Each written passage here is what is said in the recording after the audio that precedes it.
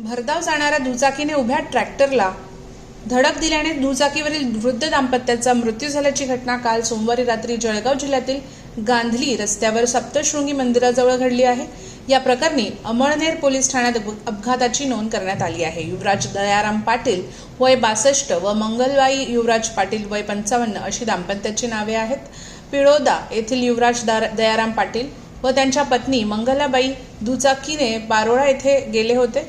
सायंकाळी गावाकडे परत येत असताना सप्तशृंगी मंदिराजवळ उभ्या असलेल्या ट्रॅक्टरला त्यांनी दुचाकीची धडक दिली। त्यात युवराज पाटील यांचा जागीच मृत्यू झाला, तर मंगळबाई यांचा श्वास सुरू असल्याने त्यांना तातडीने उपचारासाठी खासगी रुग्णालयात दाखल करण्यात आले होते। मात्र काही वेळातच उपचार घेताना त्यांचाही मृत्यू झाला। त्यांच्या पश्चात भाऊ व 2 मुली आहेत। दरम्यान अमळनेर पोलीस स्टेशनला घटनेची माहिती मिळताच त्यांनी घटनास्थळी धाव घेतली।